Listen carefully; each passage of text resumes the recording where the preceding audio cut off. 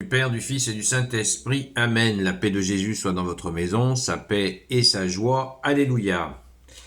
J'espère que vous allez bien. Saint Évangile selon Saint Luc, chapitre 13, versets 1 à 9.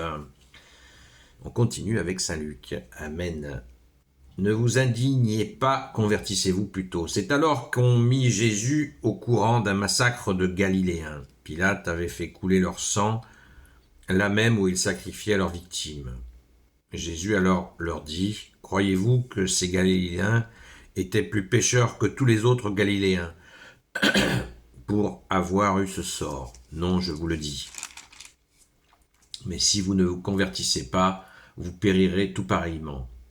Et les 18 personnes de Siloé sur qui la tour est tombée et qui ont été tuées étaient-elles plus coupables que tous les autres habitants de Jérusalem?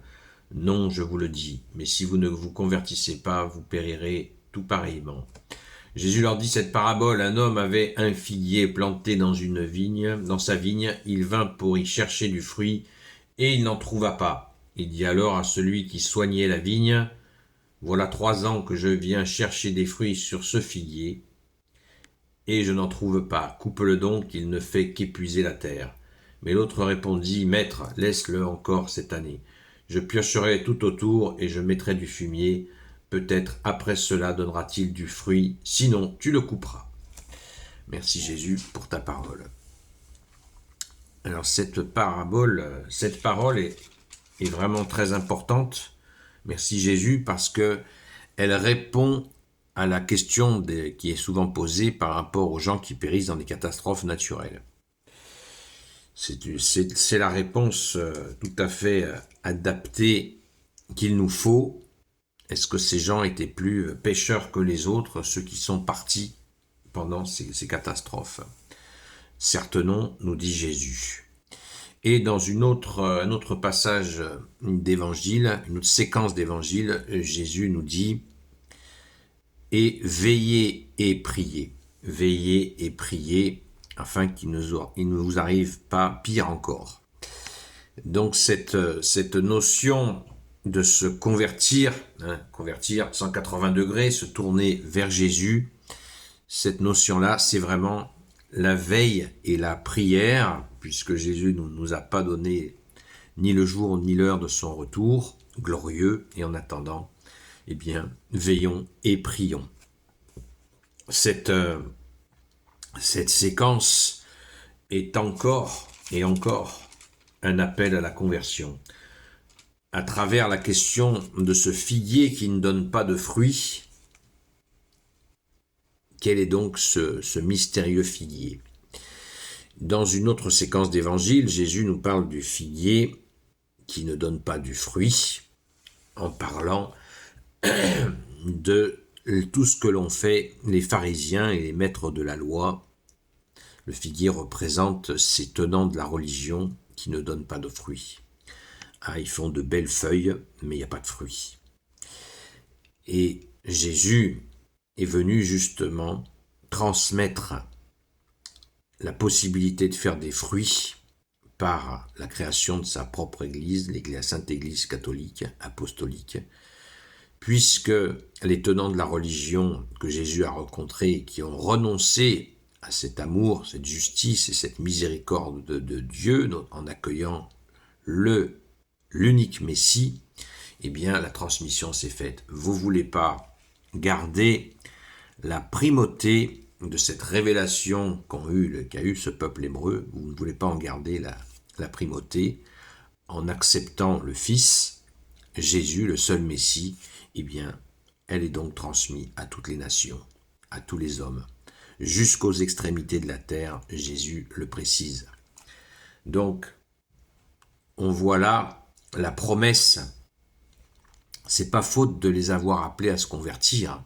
D'ailleurs, dans cette parabole du figuier à qui on met du fumier, on creuse un peu, Jésus laisse encore le temps à ceux qui voudraient se convertir de le faire, travailler sa terre, mettre un peu d'engrais pour accueillir la parole, accueillir Jésus lui-même, bien sûr, qui est le Verbe de Dieu, et ainsi donner du fruit. Travailler sa terre. Il nous faut travailler notre terre. Merci Jésus. On voit là l'amour, la justice et la miséricorde de Jésus. On le voit là très clairement.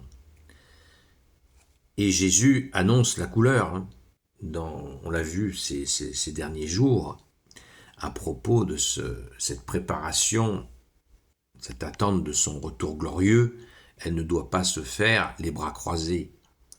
Il y a énormément de gens qui souffrent, énormément de situations extrêmement difficiles, l'occasion de prier pour les gens. Donc se convertir, prenons un exemple tout simple, si vous la moyenne nationale de visionnage de temps de télévision est de 4 heures. Vous imaginez, 4 heures de télé par jour, c'est la moyenne nationale. Vous imaginez le nombre d'heures de prière qui pourraient être utilisées, ne serait-ce qu'une heure de prière par jour, d'abandonner cette télé-poubelle, et là ce serait vraiment une grande preuve de conversion. Personnellement, je n'ai plus de télé depuis 15 ans, et c'est un vrai bonheur. On reprend sa vie en main.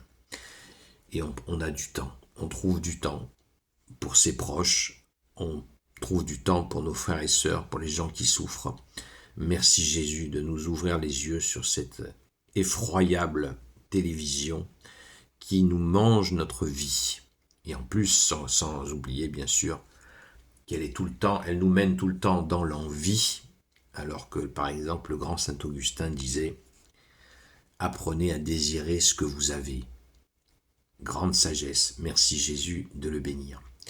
Donc, veillons et prions sans cesse, les amis. Veillons et prions comme l'a demandé Jésus. Amen. Gloire soit au Père et au Fils et au Saint-Esprit, maintenant et toujours et pour l'éternité. Amen. Ô Jésus, toi qui peux tout et qui portes tout, toi le Sauveur, toi l'Emmanuel, je te confie toutes celles et ceux qui regarderont cette vidéo, ainsi que leurs proches, ainsi selon ta volonté. Sainte Marie, Reine des cieux, toi notre Mère, Notre-Dame, toi qui écrases le serpent, toi qui es la lune sous tes pas, Saint Joseph, toi le juste et le saint, toi le sage, toi la terreur des démons, toi le saint gardien de la Sainte Église catholique apostolique, Sainte Marie-Madeleine, notre chère Sainte Patronne, et vous tous les saints et saintes amis de toi Jésus, Saint Michel Archange, Saint Gabriel Archange, Saint Raphaël Archange, et vous tous les anges qui servez Jésus, je vous confie toutes celles et ceux qui regarderont cette vidéo, ainsi que leurs proches, selon ta seule volonté, ô Jésus. La paix de Jésus soit dans votre maison. Un petit message à tous les amis de Sainte Marie-Madeleine dans l'union de prière. Voilà, prions très fort et régulièrement pour le message que vous venez de recevoir ce matin. Merci. À ce soir, la grâce de Jésus. À très vite.